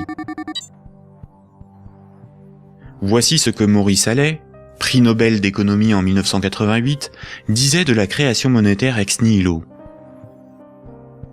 Dans son essence, la création de monnaie ex nihilo actuelle par le système bancaire est identique, je n'hésite pas à le dire pour bien faire comprendre ce qui est réellement en cause, à la création de monnaie par les faux monnayeurs, si justement condamnée par la loi. Concrètement, elle aboutit au même résultat. La différence est que ceux qui en profitent sont différents et autorisés à le faire. Les banques sont des entreprises à but lucratif. Elles ont des actionnaires, leur but est l'enrichissement. Par le privilège de la création monétaire, la spéculation et l'usure organisée à l'échelle industrielle, on constate une gigantesque concentration des richesses dans les mains d'un tout petit nombre de personnes. Quand on parle de richesse, il ne faut pas penser à de l'argent, mais à de l'immobilier, des infrastructures, des propriétés, des entreprises, bref, ce qui a réellement de la valeur. Des chercheurs suisses ont extrait d'une base de données de l'OCDE un groupe de 147 entreprises financières qui ont le contrôle des 20 000 plus grandes entreprises du monde. Et un plus petit groupe forme le noyau dur de ces maîtres du monde. Sans surprise, les banques, et plus globalement le monde de la haute finance, notamment anglo-saxonne, contrôlent directement ou indirectement la plupart des grandes entreprises du monde. 1% de la population possède 46% du patrimoine mondial. Ce mouvement de concentration des richesses s'est accentué dans les années 70. Le néolibéralisme consacre la loi du marché comme dogme économique. Il prône la libre circulation des capitaux, des marchandises et des personnes à l'échelle mondiale, et une concurrence libre et non faussée. L'efficience des marchés serait l'avenir de l'homme. Dans cette perspective, les États sont des obstacles à la dérégulation financière. Avant les années 70, l'État français pouvait se financer à taux fixe et avantageux par un dispositif appelé le circuit du Trésor. La Banque centrale pouvait faire des avances significatives à l'État. À partir des années 70, ce dispositif a été démantelé. Les États ont été obligés de se financer sur les marchés financiers, avec un taux variable en fonction de l'offre et de la demande. Par ailleurs, l'industrie financière organise la fuite des bénéfices et fortunes dans les paradis fiscaux. Pour le seul État français, le manque à gagner sur les recettes fiscales est estimé entre 50 et 80 milliards d'euros chaque année, soit plus que les recettes de l'impôt sur le revenu. En d'autres termes, l'État est contraint d'emprunter aux marchés financiers, c'est-à-dire aux banques et aux clients des banques, ce qu'elle ne leur prend pas sous la forme d'impôts et de taxes, et de leur payer pour cela un intérêt supplémentaire. Sans les intérêts imposés par les marchés financiers, l'État français n'aurait pas dû payer plus de 1500 milliards d'euros d'intérêts en 30 ans. La totalité de l'impôt sur le revenu est consacrée au seul remboursement des intérêts de la dette. Si les financiers prêtent aux États, c'est parce que les États ont le droit de lever autant d'impôts que nécessaire pour les rembourser, et d'utiliser la justice et les forces de l'ordre pour faire payer les contribuables. La création monétaire est aussi appelée planche à billets, même quand il s'agit de monnaie scripturale privée créée par le crédit. C'est un terme péjoratif faisant référence à l'impression de billets de banque par l'État. Ce terme est parfois employé par certains économistes de manière démagogique, pour induire en erreur quant aux responsabilités de la création monétaire et de l'inflation.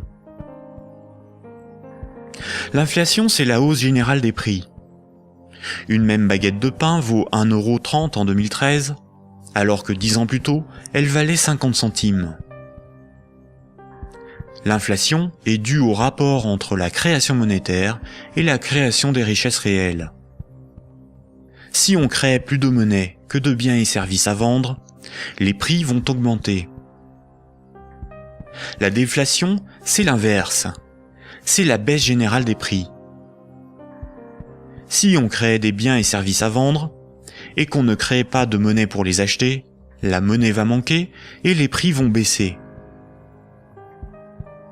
L'hyperinflation est une inflation excessive des prix, supérieure à 12 500% par an. Si une baguette de pain vaut 1 € en 2013, s'il y a de l'hyperinflation, elle vaudra au minimum 12,50 € un an plus tard. Dans les années 70 et 80, l'inflation a atteint 15%, alors même que l'interdiction de permettre à la Banque centrale de faire des avances à l'État devait nous prémunir d'une telle situation. En réalité, interdire à l'État le financement à taux avantageux par sa propre banque centrale était le moyen non pas d'éviter une inflation excessive, mais de transférer une partie des recettes fiscales de l'État aux marchés financiers, c'est-à-dire aux banques et à leurs clients, et d'assurer aux banques commerciales privées le monopole de la création monétaire en supprimant la concurrence de l'État.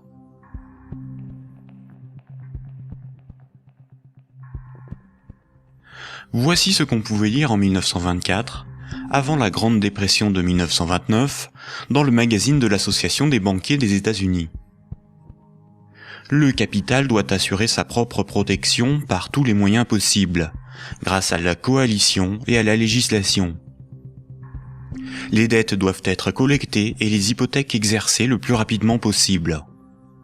Lorsque les personnes ordinaires perdent leur maison à travers le processus de la loi, elles deviennent plus dociles et peuvent plus facilement être dirigées grâce au bras fort du gouvernement représenté par les principaux acteurs financiers et par une puissance centrale due aux richesses. Ces vérités sont bien connues de nos principaux intervenants, qui s'appliquent désormais à créer un impérialisme permettant de gouverner le monde. En divisant les votants grâce au système de partis politiques, nous les manipulons afin qu'ils dépensent toute leur énergie pour des problèmes n'ayant aucune importance. C'est donc grâce à une action discrète que nous garantirons la pérennité de ce que nous avons si bien planifié et accompli. Rappelez-vous, dans l'Antiquité, la monnaie physique a été inventée par des souverains pour lever des armées, conquérir de nouveaux territoires et instaurer une dépendance des peuples à la monnaie par la levée des impôts. Toutes les dettes devaient être réglées avec la monnaie du souverain. Cela lui permettait d'acheter les richesses aux populations avec la monnaie qu'il fabriquait lui-même. Une seule et même organisation gérait la fabrication de la monnaie, les armées, la législation, la justice et les forces de l'ordre. Aujourd'hui encore, la monnaie reste un instrument de domination et un élément clé de la géopolitique. Le siècle dernier a été celui du dollar américain. Le dollar américain est de loin la monnaie la plus répandue sur Terre.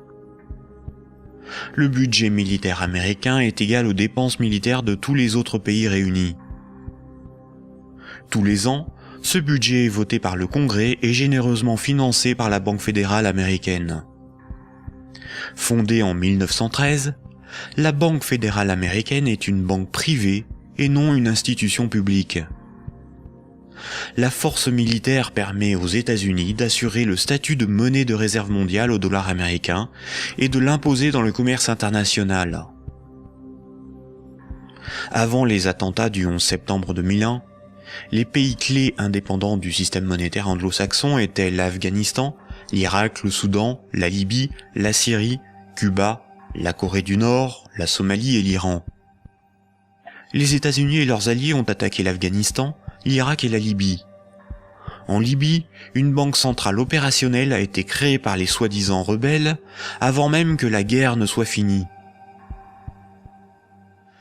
Le colonel Kadhafi, Saddam Hussein et Kennedy ont en commun d'avoir défié la domination du dollar américain du cartel de banques privées qui dirige la Banque fédérale américaine. Aujourd'hui, les banques centrales sont indépendantes de tout pouvoir politique et sont coordonnées à l'échelle mondiale par la Banque des banques centrales, la BRI, Banque des règlements internationaux, située à Bâle en Suisse. Ce n'est pas une institution publique, elle n'a aucun mandat, ses membres ne sont pas élus, et pourtant c'est probablement le cœur du futur gouvernement mondial. L'application de la loi par les tribunaux, les forces de l'ordre, l'armée, sont comme des services assurés par les États à la corporation bancaire, qui contrôle aussi les plus grandes entreprises du monde. La propagande et la guerre permettent d'étendre la zone d'influence des monnaies, et donc le pouvoir de ceux qui en contrôlent la production. Sans la création monétaire par les banques commerciales privées, l'économie ne pourrait pas se développer, et le financement des États par les impôts et les taxes ne serait pas possible. Par cette dépendance, les intérêts de la corporation bancaire sont aussi ceux de la classe politique. Mayer Amschel Rothschild, célèbre banquier du XVIIe siècle, considéré comme le père de la finance internationale, a triomphalement déclaré ceci. « Donnez-moi le droit d'émettre et de contrôler l'argent d'une nation, et alors peu m'importe qui fait ses lois. » Est-ce vraiment le peuple qui a le pouvoir ? Démocratie veut dire le pouvoir au peuple. En grec, démos c'est le peuple et kratos c'est le pouvoir. Dans un état de droit, celui qui établit les lois a le pouvoir. En démocratie, c'est le peuple qui écrit et vote les lois. Une aristocratie, c'est le pouvoir au meilleur. En grec, aristos, c'est le meilleur, et kratos, c'est le pouvoir. En aristocratie, ce sont les meilleurs qui ont le pouvoir et établissent les lois. Une oligarchie, c'est le pouvoir à un petit nombre. Oligos, c'est un petit nombre. En oligarchie, c'est un petit nombre qui a le pouvoir. En France, nous sommes sous un régime dénommé gouvernement représentatif. Tous les 5 ans, on demande au peuple d'élire ses représentants parmi un groupe d'hommes politiques, dénommé classe politique. Les représentants écrivent et votent les lois, pas le peuple. Nous sommes donc dans une oligarchie. Historiquement, le terme de démocratie pour désigner le gouvernement représentatif a été employé dans les années 1830 pour tromper l'opinion publique et faire croire au peuple qu'il a le pouvoir. Ce mensonge perdure encore de nos jours.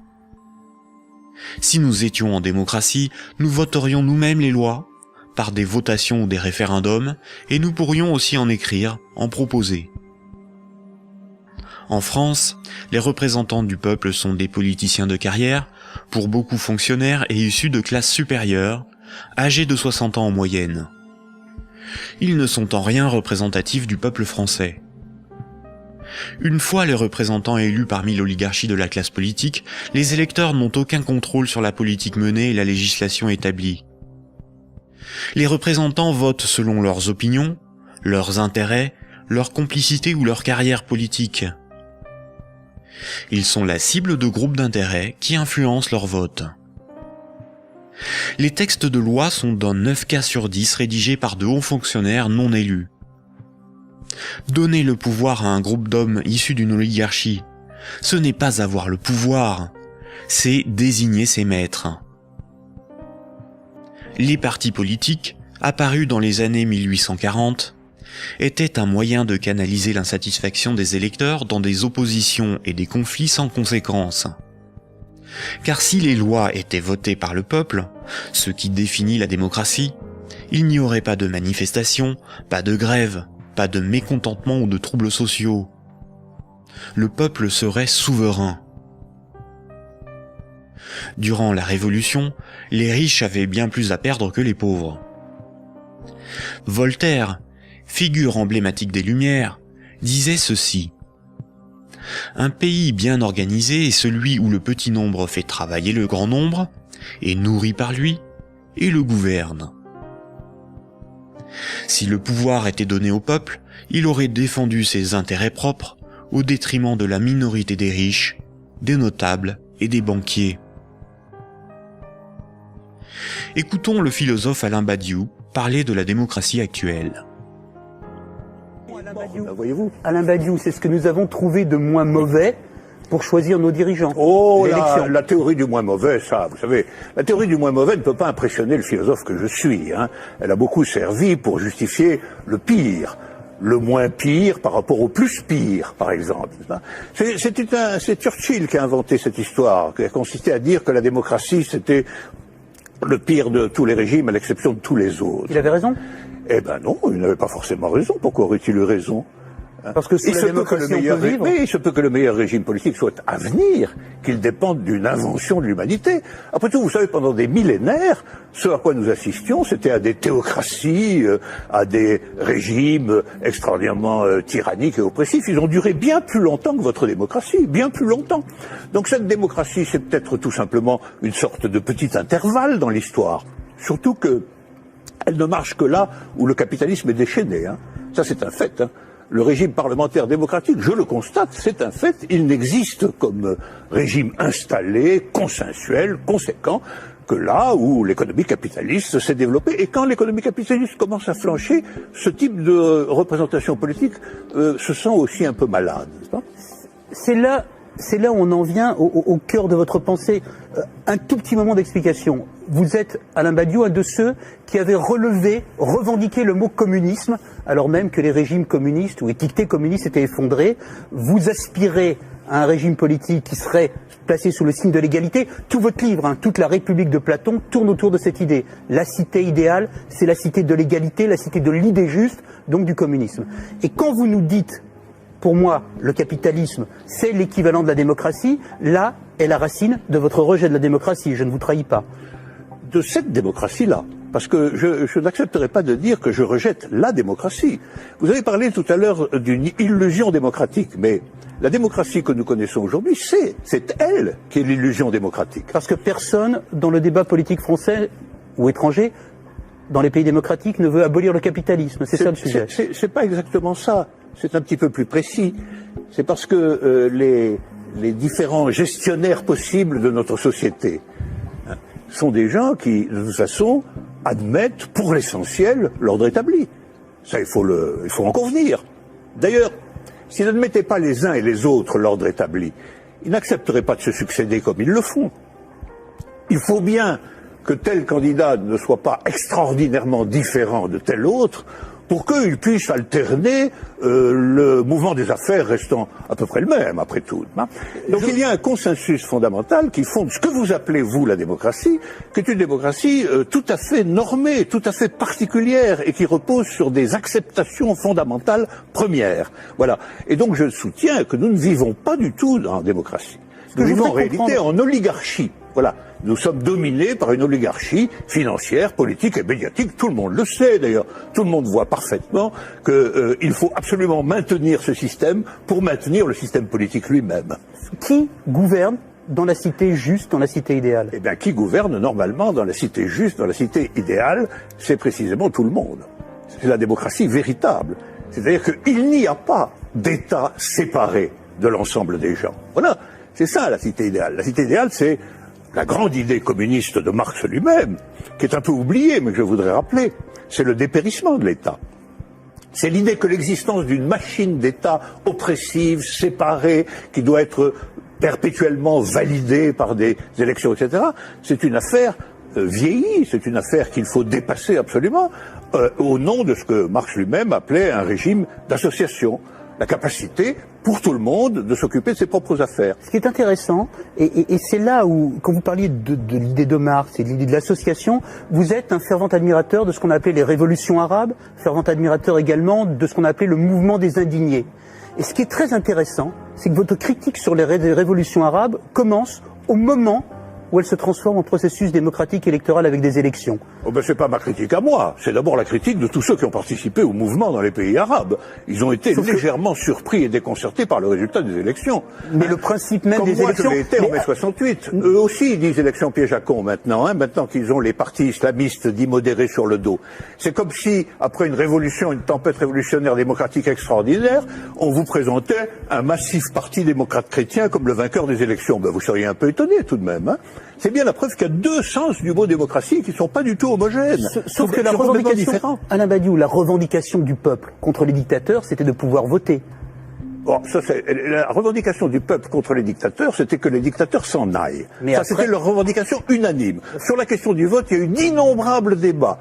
Comment, quand, dans quelles conditions? Ces débats ont souvent été tranchés par des autorités extérieures au mouvement populaire lui-même. En Égypte, par exemple, ils ont été largement tranchés par l'armée. Autant dire par ce qui restait du régime d'avant. Parce que la révolution a été volée par l'armée. Mais les Tunisiens, par exemple... Le gouvernement représentatif, en ne donnant aucun pouvoir aux pauvres, aux ouvriers et aux paysans, garantit la protection des intérêts des plus puissants et des plus riches. Aujourd'hui encore, le citoyen n'est qu'un électeur, un emprunteur et un consommateur. Il est informé par des médias inféodés aux grands groupes financiers et industriels dont ils sont pour la plupart la propriété. Le vote des lois par les citoyens, le référendum d'initiative populaire, ou la mise en place d'un parlement tiré au sort dans la population comme le sont les jurys populaires, qui sont des évolutions démocratiques élémentaires, sont systématiquement dénigrés dans les médias.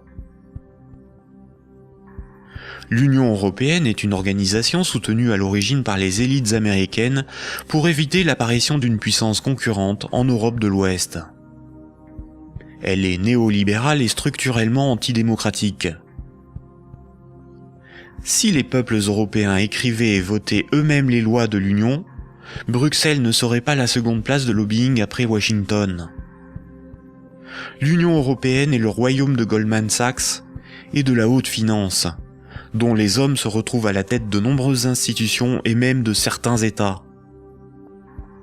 Et nombreuses sont les carrières politiques se prolongeant dans le privé, au service des lobbies ou dans les grandes entreprises. Ce que nous appelons des euros, ce qui est sur notre compte en banque, ce ne sont pas des euros, mais une dette en euros. Ce que nous appelons crédit, prêt ou emprunt, ce n'est qu'une création de monnaie temporaire.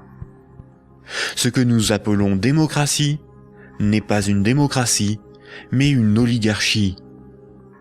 Ce que nous appelons un citoyen n'est rien d'autre qu'un électeur. Ces manipulations du langage empêchent les intellectuels, les politiciens, les journalistes et les électeurs de penser le monde.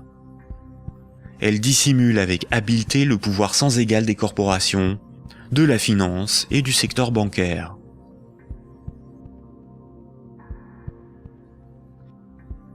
Aujourd'hui, la planète n'est plus capable de se régénérer. L'humanité tout entière est en train de se confronter aux limites de la Terre elle-même et manque de ressources naturelles. Toute croissance économique nécessite beaucoup de matières premières et d'énergie. Or, les ressources de la planète sont limitées. Certaines organisations militent pour qu'une nouvelle approche économique et sociale émerge, pour que nous soyons respectueux de notre environnement et sortons d'une logique de compétition, de surconsommation et de conflit. Certains font la promotion de la décroissance. La décroissance permettrait l'équilibre de l'activité humaine et les ressources de la planète. Mais la décroissance sous-entend une réduction permanente de la demande de crédit, donc une contraction de la masse monétaire qui déboucherait rapidement sur une crise économique majeure. En réalité, les nations sont les esclaves de l'impérieuse nécessité d'une dette perpétuelle pour disposer de monnaie, donc d'une croissance soutenue, impliquant une consommation en progression constante.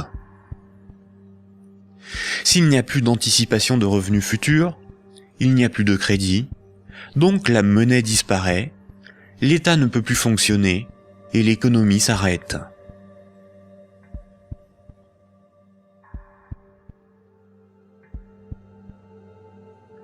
La monnaie en circulation est créée par les banques contre intérêt lorsqu'elles accordent des crédits et détruite lors du remboursement des crédits. Ce cycle monétaire garantit aux banques une rente perpétuelle. Les créanciers sont les banques et le secteur financier, et les débiteurs sont le reste du monde. Notre système économique n'est en rien libéral, puisque nous sommes dépendants des banques pour réaliser le moindre échange économique. Nous ne sommes pas libres de ne pas être endettés. La rareté de la monnaie organise la concurrence entre les individus, entre les entreprises, entre les nations. Les banques créent la monnaie en fonction de leurs propres intérêts et non en fonction de l'intérêt général. Les conflits armés sont plus lucratifs que la diplomatie. La concurrence, plus dépensière que la coopération. La spéculation plus rentable que le social. Si les banques pouvaient nous vendre l'air que l'on respire, elles le feraient. Pour certains philosophes des siècles passés, voici l'ordre naturel des choses. Le divin représente l'ordre supérieur. L'ordre moral est guidé par le divin, par le sacré.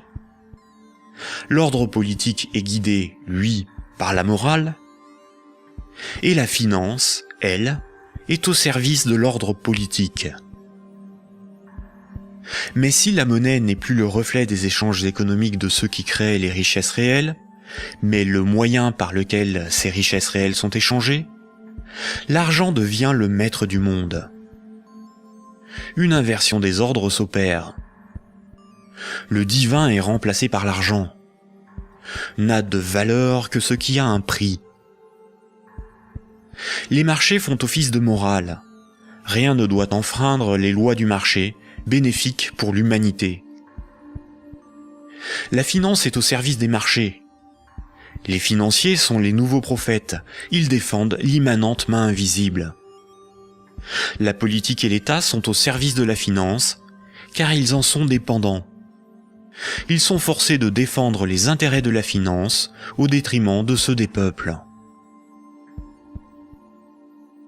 Frédéric Bastiat, économiste politique au XIXe siècle, disait ceci. Quand le pillage devient un moyen d'existence pour un groupe d'hommes qui vit au sein de la société, ce groupe finit par créer pour lui-même tout un système juridique qui autorise le pillage et un code moral qui le glorifie.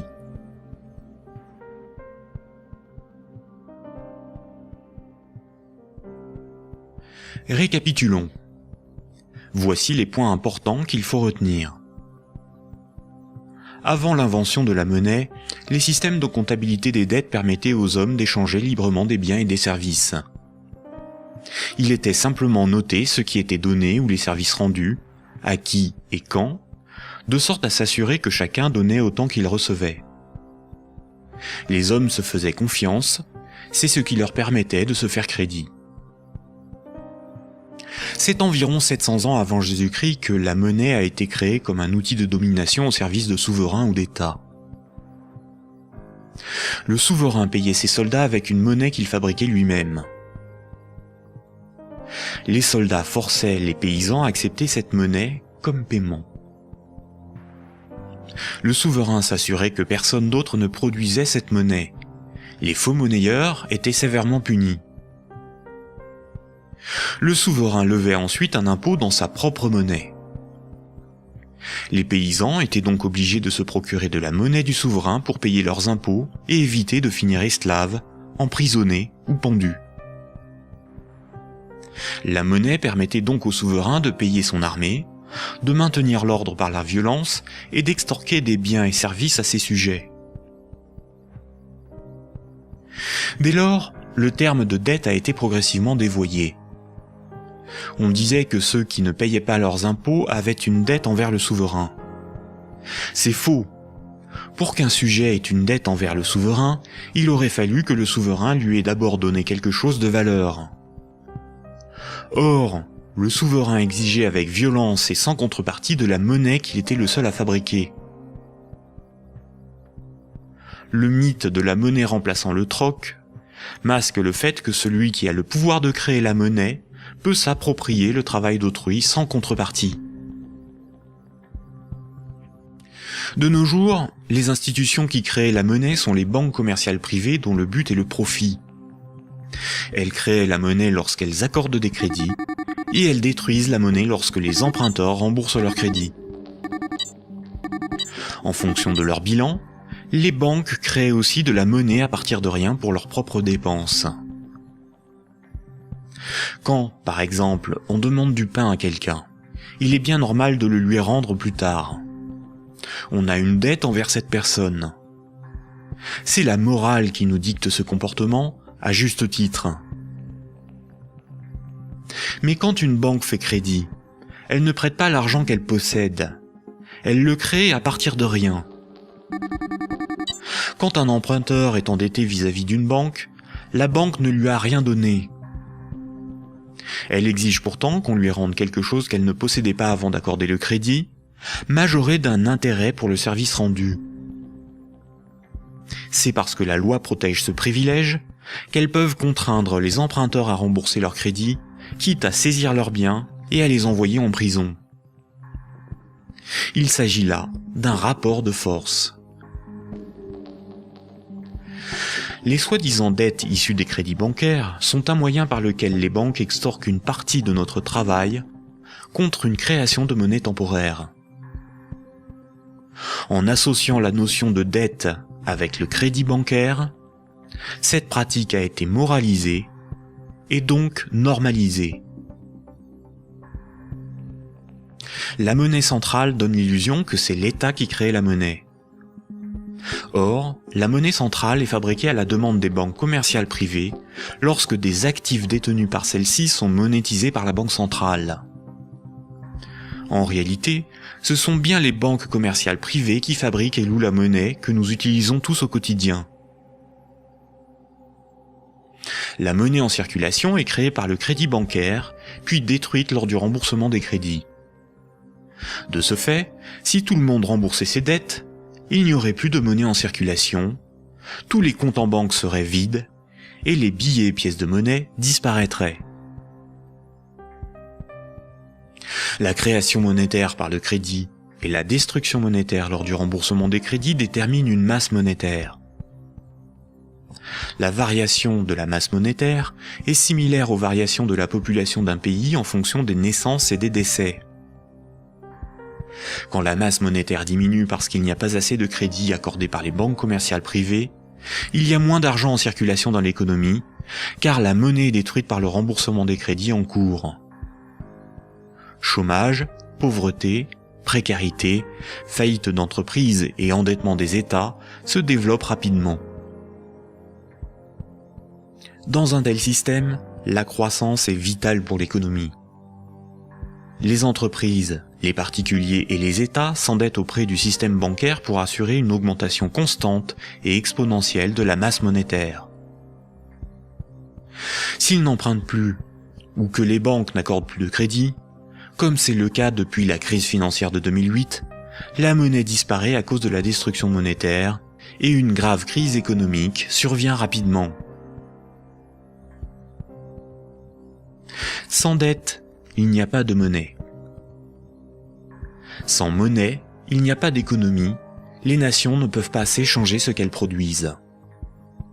Donc sans dette, il n'y a pas d'économie. Ce système oblige l'ensemble de la société, des États, des nations, à être perpétuellement endettés et donc à enrichir les banquiers et la finance simplement pour disposer de monnaie pour leurs échanges économiques. C'est par ce principe que le système bancaire a servi le monde économique à ce profit, sans contrepartie productive. Chaque crédit sert à acheter une maison, une voiture, une télévision, et induit la consommation d'énergie et de matières premières pour leur fabrication. La nécessité de toujours plus de crédit provoque la destruction de l'environnement, le pillage des ressources de la planète, la surproduction, la concurrence et le consumérisme. Tant que chaque unité de monnaie, chaque euro, sera issu d'un crédit bancaire, les banques gouverneront le monde et l'humanité pillera la planète et détruira l'environnement pour enrichir l'oligarchie financière.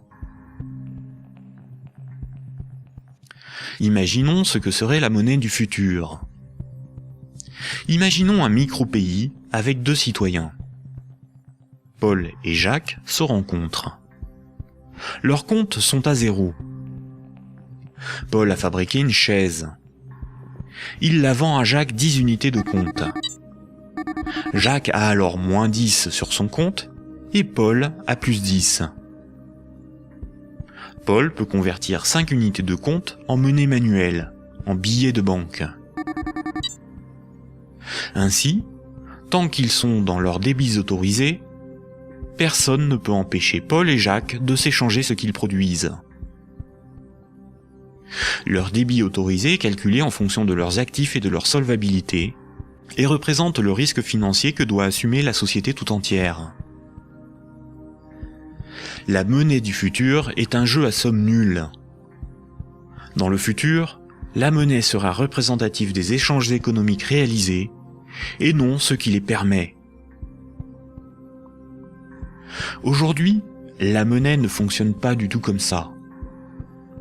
Ajoutons dans ce micro-pays une banque. Pour acheter la chaise de Paul, Jacques va emprunter à la banque les 10 € nécessaires pour la payer. Jacques devra rembourser ces 10 € à la banque et verser en plus 1 € d'intérêt qui n'existe pas. Après la transaction, Paul possède bien les 10 € nécessaires à rembourser la banque et il faudra bien que Jacques les récupère d'une manière ou d'une autre pour rembourser son crédit. Il devra vendre son temps ou fabriquer des choses à vendre pour récupérer les euros pour rembourser son crédit. Mais les 1 € d'intérêt n'existeront qu'à partir du moment où un nouveau crédit aura été demandé à la banque. On comprend donc plusieurs réalités. Paul et Jacques sont dépendants de la volonté de la banque d'accorder ou non le crédit pour s'échanger ce qu'ils produisent.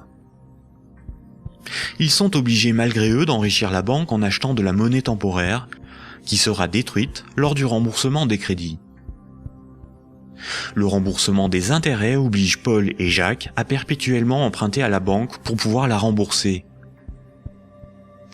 Ce système crée artificiellement un manque permanent de moyens de paiement qui débouche sur une concurrence accrue pour capter la monnaie en circulation. Paul et Jacques ont avant tout le problème de se procurer de la monnaie pour vivre. il faut bien distinguer ce qui est au service de l'intérêt général et ce qui est au service d'intérêts particuliers.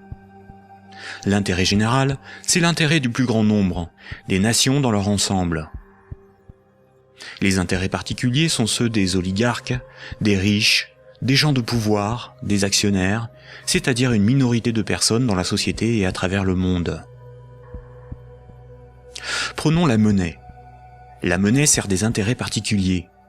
Elle sert les intérêts de ceux qui la fabriquent, c'est-à-dire les banques commerciales privées et la finance, dont le but est l'enrichissement.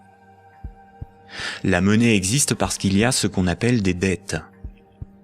Ces dettes ne servent que des intérêts particuliers. La bourse et la spéculation, les marchés financiers, représentent très majoritairement des intérêts particuliers. La rémunération de l'épargne et des comptes courants des déposants, de l'homme de la rue, est marginale en comparaison des bénéfices engrangés par l'industrie financière. Le système politique, qui est censé défendre l'intérêt général, est forcé de protéger les privilèges des banques, des corporations et de la finance. Depuis les Lumières et la Révolution française, les régimes politiques basés sur l'élection de représentants ont été voulus parce qu'ils sont antidémocratiques. Ils permettent de défendre les intérêts de la classe supérieure et des élites par l'établissement de collusions toujours plus fortes entre la classe politique et les oligarchies financières et capitalistiques dont ils sont dépendants. La guerre est souvent financée par les riches et les banquiers. Seules des révolutions, des rébellions ou des révoltes se veulent véritablement au service de ceux qui les mènent. Les guerres, elles, ne servent que rarement l'intérêt général. La science, l'environnement, la santé, l'éducation, le progrès technique sont au service de l'intérêt général. En réalité, avec la privatisation de l'ensemble de ces domaines, ils sont de plus en plus au service d'intérêts particuliers afin d'en tirer le maximum de profit. La généralisation de l'économie de marché s'accompagne d'une concentration des richesses telle qu'à l'échelle mondiale, les 85 personnes les plus riches ont autant que les 3,5 milliards les plus pauvres. Et ces disparités ne cessent aussi de s'accroître dans les pays développés. La majorité productive s'appauvrit quand une minorité financière et capitalistique s'enrichit. Les riches n'ont jamais été aussi riches. Comment en est-on arrivé à une telle situation ? Pourquoi n'y a-t-il pas de mobilisation ou de révolte contre le capitalisme et la finance déchaînée qui ne cessent de dicter leurs lois aux nations ? La dictature parfaite serait une dictature qui aurait les apparences de la démocratie, une prison sans murs dont les prisonniers ne songeraient pas à s'évader. Un système d'esclavage où, grâce à la consommation et au divertissement, les esclaves auraient l'amour de leur servitude. Aldous Huxley, dans Le meilleur des mondes. La croissance, essentielle à la domination de la finance, nécessite des travailleurs consommateurs dociles et manipulables. La télévision les divertit par les jeux, les séries, le voyeurisme de la télé-réalité et un flot d'informations brutes, sans aucune analyse, ne jouant que sur la force des images, l'émotionnel et les peurs primaires. On y fait l'apologie de l'oligarchie, des idoles, du consumérisme, de la légèreté, du sexe et de la bêtise. Consommer, c'est être libre et heureux, réfléchir est futile et ennuyeux. Le vocabulaire est réduit, le sens des mots dévoyé, de sorte qu'il n'est plus possible de penser la réalité. L'éducation est réduite à une forme de conditionnement à la servitude et d'insertion professionnelle. Un individu inculte n'a qu'un horizon de pensée limité, et plus sa pensée est bornée à des préoccupations futiles, moins il peut se révolter. La destruction des États-nations, de la cellule familiale, la négation des identités culturelles, religieuses et sexuelles, sont les moyens de supprimer tous leurs repères aux individus. Ils n'ont alors ni l'environnement social et institutionnel, ni les ressources mentales, pour s'opposer à la domination mondiale des multinationales et de l'oligarchie financière, politique et capitalistique. Il faut comprendre que la télévision, la radio et la presse sont des médias unidirectionnels, alors que l'Internet est multidirectionnel. Les médias unidirectionnels sont maîtrisés par un petit nombre de personnes soigneusement sélectionnées par les oligarchies politiques et financières pour délivrer des programmes servant leurs intérêts. L'opinion du citoyen est ainsi formatée, maîtrisée, contrôlée. À l'inverse, sur l'Internet, tous les intellectuels, philosophes et journalistes peuvent s'exprimer, partager leurs analyses, et le citoyen peut librement choisir ses sources d'information, partager ses opinions et en débattre.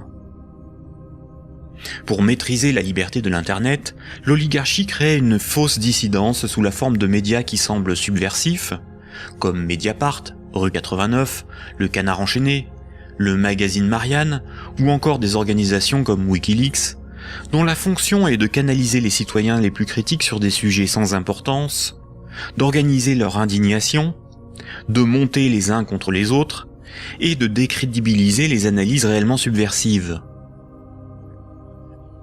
Et quand le prêt-à-penser perd trop de terrain, la liberté d'opinion et d'expression n'existe plus. L'Internet tout entier est diabolisé au nom de la démocratie, de la République, ou encore de la lutte contre un terrorisme fictif ou fabriqué. Les grands médias qualifient de racistes, de terroristes, de fascistes, de xénophobes, d'antisémites, de négationnistes, de conspirationnistes ceux qui analysent les faits, critiquent le système et tentent d'en exposer les fondements. Ces grossiers amalgames visent à empêcher le public d'écouter leurs discours, d'étudier leurs arguments et de débattre de leurs idées. Tout comme ce sont les banques qui décident ce qui doit être financé en fonction de leurs intérêts, dans les médias dominants, c'est l'oligarchie qui décide l'information qui doit être diffusée en fonction là aussi de ses propres intérêts. Le contrôle du vecteur soit de la richesse, c'est-à-dire la monnaie, soit de la connaissance et des idées, c'est-à-dire les médias, soit encore du système législatif, c'est-à-dire le gouvernement représentatif non démocratique, sont les instruments de la domination des oligarchies. Dès lors, il ne faut pas tomber dans la provocation, l'extrémisme ou la violence. La violence et la provocation sont ce que le système attend pour justifier la censure, le contrôle d'Internet et la mise en place d'un État policier. Il ne faut pas non plus dépenser son énergie sur des détails. Il faut au contraire remettre en cause les fondamentaux sur lesquels repose ce système de domination. Tous les mouvements progressistes, sociaux ou alternatifs, quelle que soit leur forme, associations, partis politiques, ONG, et quelle que soit leur cause, devraient faire la promotion de 3 changements décisifs pour le monde de demain. Premier point. Remettre la création monétaire au service de l'intérêt général. Tant que ce sont les banques qui décident ce qui mérite d'être ou de ne pas être financé en fonction de leurs propres intérêts, le pouvoir politique et le libéralisme ne sont qu'illusions. Les banques ne sont pas là pour faire du social ou de l'investissement. Elles sont là pour faire des profits en prenant le moins de risques possible. Deuxième point. La création monétaire par le crédit à intérêt et la destruction monétaire lors du remboursement des crédits forment un système pyramidal obligeant l'humanité à détruire la planète pour le seul profit de la finance.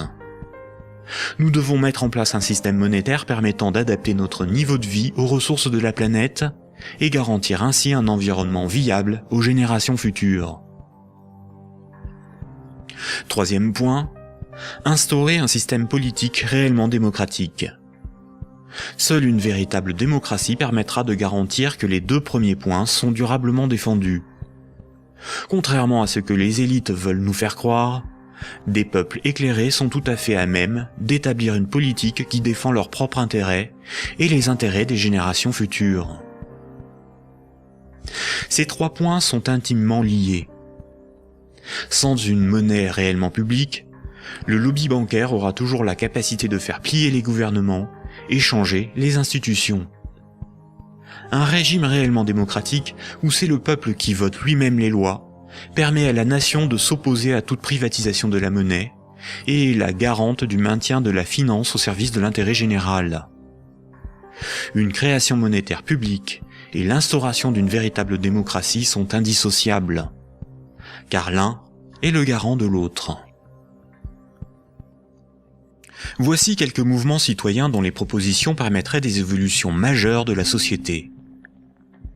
La monnaie permanente, le 100% monnaie ou smart. La monnaie permanente s'oppose à la monnaie d'endettement. Elle remplace la création monétaire privée. Elle permettrait la mise en place d'une politique réellement écologique et sociale. Accompagnée d'une véritable démocratie, elle rend leur souveraineté monétaire aux nations. Les systèmes d'échange locaux. Les CEL sont similaires au système de comptabilité des dettes sans monnaie de l'Antiquité. Ils sont totalement indépendants de l'euro, contrairement aux monnaies locales ou complémentaires.